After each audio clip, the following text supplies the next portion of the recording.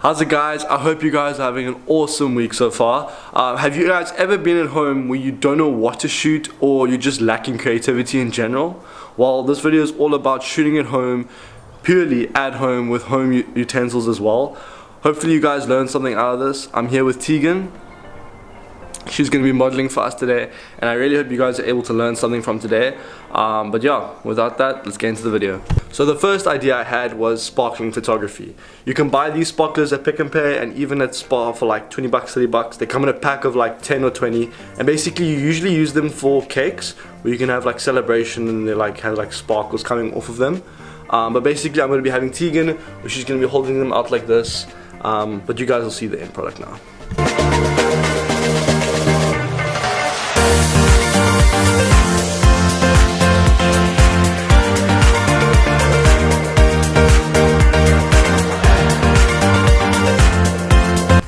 So for our next tip, when I said home utensils, I quite literally meant home utensils. So for this one, I'm using a cheese grater with the torchlight from your phone, or just any torchlight really, and basically it'll be creating this effect.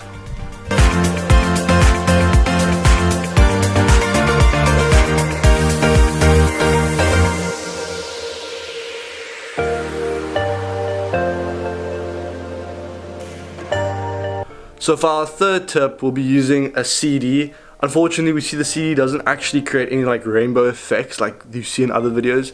I don't know how to do that. I'm pretty sure that's Photoshop then. But I'm going to be playing around with the whites and the highlights and like shadows, trying to create that like strong contrast on our model. So yeah, hope you guys enjoy this.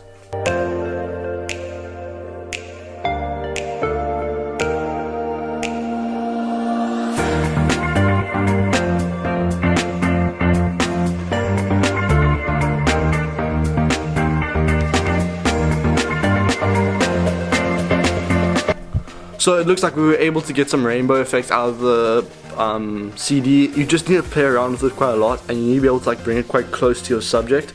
It came out really cool, and I hope the edits as well also came out cool. So for our next tip, I'm going to be using, well, Tegan, she's going to be holding this Xbox controller and throwing it half like in the air to try and get that like floating effect. With this tip, make sure you try with a subject, with an object that's already broken.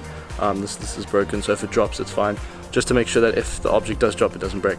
Also make sure that you're shooting in preferably quite a lot of light, therefore you can have your shutter at a really high shutter, like 1/800. Therefore you can have this object in like dead focus.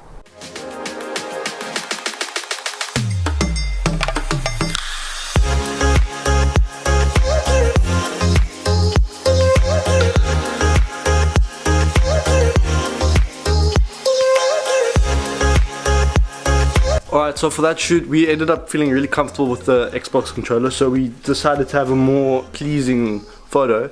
We used a film camera. I recommend have a strap so that you can, in case you drop it, that it like you have the strap to catch it. But what I also realized was it's really hard to focus on an object that you're throwing.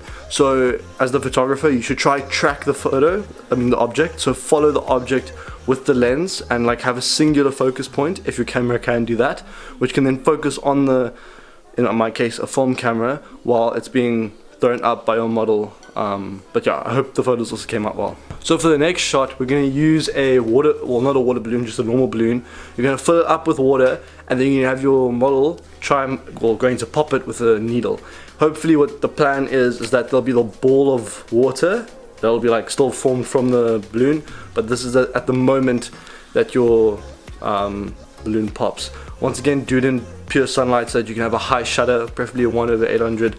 Therefore all the water will be like crystal clear in your shot.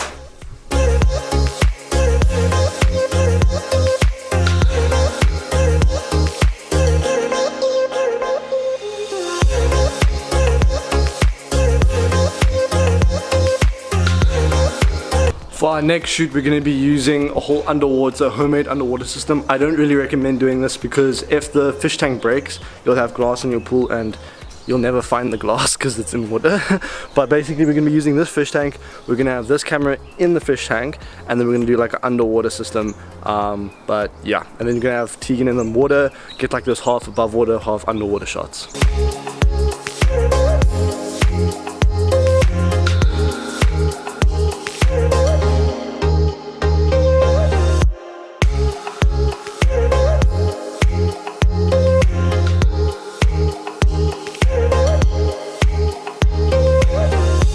So with the underwater photography, it worked out really well till the one side of the tank actually started to break, so water leaked in. Luckily no water is on the camera, so the camera is all good. I'm so stoked with those photos. Those photos and videos came out so well. For this entire shoot I've been using my Sigma 18-35 f1.8. it's an art series lens. Absolutely amazing lens. I highly recommend this as a starter kit lens, even to like start off your own like photography business. It is literally the most amazing lens.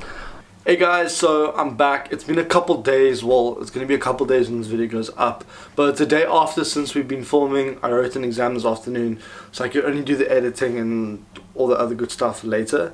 But anyways, let's go through some of the photos. Basically, I'm very happy with the photos that came out. Overall, I'd say it's a very successful shoot and I had a lot of fun doing it. Okay, so our first one was the sparkling photography. I love all the sparkles that came off. I only wish I did it in a more lit scene and not such a dark room. I was forced to bring up the exposure so much that it brought out some grain and it didn't look like such a colorful photo. I'm not a fan of all the black in the background, how like dull it is almost. I did have to Photoshop in some more sparkles just to give it that more of like a pop, to make it stand out a bit more. So the next one that we did was the cheese grater grill concept. This is hands down probably one of my top 3 favorite photos of the entire shoot.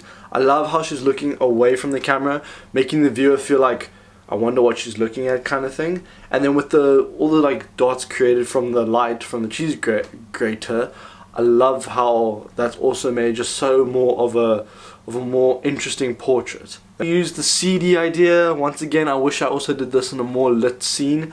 I didn't like how just black it was in the background. It just like doesn't look like it all works together, if you know what I mean. This one is one of my favorites though. I love how the one side is like shaded, and then with her hair from the other side, and it allows for that one eye and her lips to really be like to stand out. This is also one of my favorites. I love how the hair comes toward the lens to create that more of that 3D effect and almost makes it feel like the viewer they're interacting with the photo kind of thing. And after that we did the throwing of the object. Once again, I really did enjoy this. The Xbox controller was just really boring, and I was like, no one wants to use a photo with the Xbox controller. So we used the film camera, and this photo over here, hands down, one of my absolute favorites of almost the entire shoot. I love how perfectly lined up everything is. I had to tilt it a bit, but no Photoshop otherwise. Threw on a basic edit, and I love this photo. This is hands down one of my favorite photos. So we also did the popping of the balloon effect. It didn't work out that well, it didn't give that complete circle effect, because I wanted it to still have that ball of water still, but it just popped too quickly, and just, yeah, no matter what I did with shutter speed, I just couldn't get it solidly that circular ball of water. The next shoot we did was the underwater pool photography photos. I really enjoyed this. It worked out so well. The tank is such a cool underwater act, as opposed to buying an underwater home dome thing that costs 20,000 Rand plus. So this worked out really well. The only problem is you can't really see what you're taking photos of, so it kind of just you just gotta hope that your photo is nicely composed. Otherwise, I'm really happy with the photos that came out. It looks like it was taken underwater almost by a GoPro. One of my favorites is this one of her swimming up. It really does look really cool. For this entire shoot I've been using my Sigma 18-35 f1.8. it's an art series lens. Absolutely amazing lens. I highly recommend this as a starter kit lens, even to start off your own photography business. It is literally the most amazing lens. Otherwise, with this shoot, I'm super happy about it. All I can say is just be extremely careful with water. That it falls or can accidentally get into the tank. If that happens, you don't obviously want to damage your equipment. Otherwise, it worked out really well. Just make sure that your water as well is very clear water. It is kind of clear. Was a little bit murky, but I'm sure in editing with the dehaze slider you can get away with making it more clear. But otherwise, thank you so much for watching, guys. I hope you guys learned something new, and next time you're at home and you don't know what to shoot, I hope this video was able to give you some inspiration. Give these a try, and if you do, tag me on Instagram and I want to see your shots. But otherwise, check me out on Instagram as well, @SamonLookoff. And otherwise, I'll see you guys in the next vid. Cheers, guys.